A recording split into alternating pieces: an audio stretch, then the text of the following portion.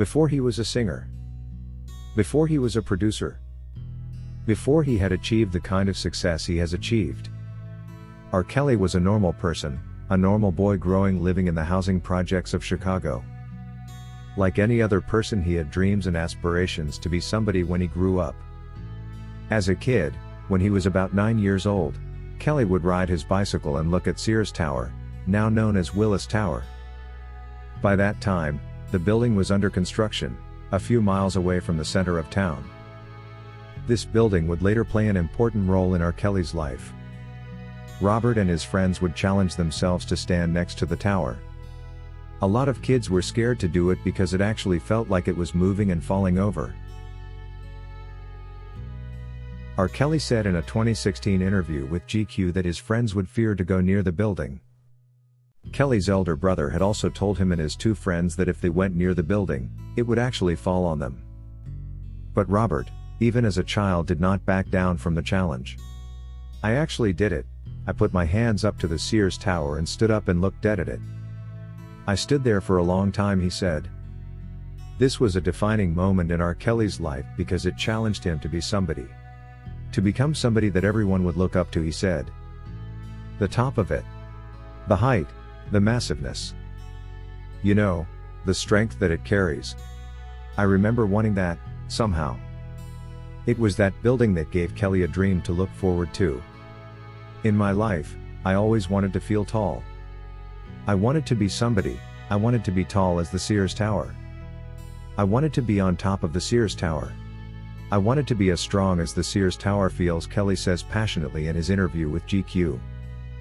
It was a dream he looked forward to, but one that would come with trials and hardships. Kelly grew up without a father. Matter of fact, his father wasn't around when he was born, and it remained like that. He had no father figure to guide him as he pursued his dreams. If I could change anything, I would definitely have had a father around. I will definitely say it affected me deeply as a young man, coming up. Those are the beginnings and those are what can dictate the roads you choose in life, R. Kelly said in his 2016 GQ interview. As a kid, you need a lot of guidance in the decisions you make, and Kelly had only his mother to help him make the choices that would dictate how his life would turn out. His mother encouraged him to sing and join the church choir at the Baptist church she was praying at. Kelly did so, but at the time, he didn't really value singing. His eyes were set on basketball at that time. Kelly believed that if he could do well in basketball, he would be able to feel tall, he would be somebody just as he had dreamed. Kelly began playing basketball at a nearby court near where he stayed with his mother and siblings. In the 1980s, Kelly and his family moved from the Chicago housing projects. He later on joined the prestigious Kenwood Academy. There he joined the high school basketball team. But his life would take a turn when he met his music teacher, Lena McLin. Lena was a music teacher, composer, author and pastor who encouraged R. Kelly to sing and participate in the high school talent show, since she had heard him sing in the church choir. Kelly decided to participate and he performed Stevie Wonder's hit song Ribbon in the Sky. People were amazed at how he sang. Kelly ended up winning first prize at the high school talent show. McLin encouraged him to put all his efforts into singing, but Kelly was head-on strong on pursuing basketball. But with his win, Robert could no longer ignore the gift he had inside. He later on changed his mind and decided to pursue music. But while at school, Kelly was diagnosed with a learning disability, dyslexia. He could not read properly without struggling. Another blow to his dream of becoming like the Sears Tower. Other kids could read, other kids could write, other kids could spell. It felt like being an alien. I felt like an outcast, Kelly said. My brothers and sisters were so young at the time. They wouldn't do nothing but tease me about it. I was the dummy at home.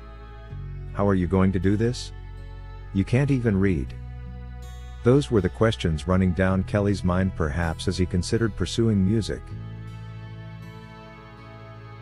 With basketball it would be easier, he wouldn't need to write or read anything.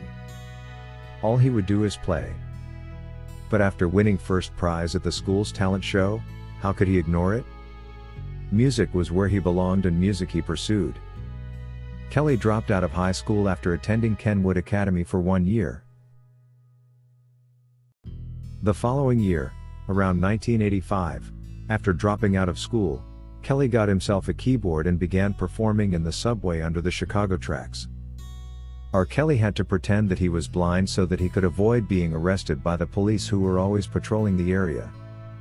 At that time, Kelly met Mark McWilliams, Vincent Walker and Sean Brooks, with whom they formed the group MGM to mean Musically Gifted Men, and in 1990, they recorded and released one single called Why You Wanna Play Me. Kelly gained national recognition when MGM participated on the talent show Big Break. The group went on to win $100,000 grand prize. Kelly's dreams of being somebody was well underway. However, shortly after the release of the song, the group disbanded. But this was only the beginning of a great musical career for R. Kelly. In 1991, Kelly signed on with Jive Records, and in the following year he released his debut album Born into the 90s. He began to gain fame and attention with hits like Slow Dance, Honey, Love and She's Got the Vibe. His next album, 12 Play, was released in 1993 and it spent a record-breaking 12 weeks at #1 on the Billboard charts. In 1995, Kelly garnered his first Grammy nominations, and in 1998, he won 3 Grammy Awards. Over the course of his career, R. Kelly has been considered one of the most successful musicians. He has certainly achieved his dream. He has become tall, became somebody, and he has been at the top. His story is not only a dream, but a reality. A reality that we have all seen, heard and come to appreciate. We all have dreams that we want to turn into a reality. We all want to be somebody in the future.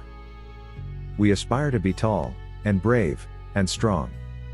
But do we really focus on the dreams we have? Or do we hide at the sight of adversity and give up on our dreams? Most people do. But unlike his friends who feared to stand next to the building because it might fall on them, R. Kelly chose to follow his dream and be courageous. He has faced some difficulties, we all know of. But he hasn't backed down. Despite the fact he can't read, he has become one of the best-selling artists.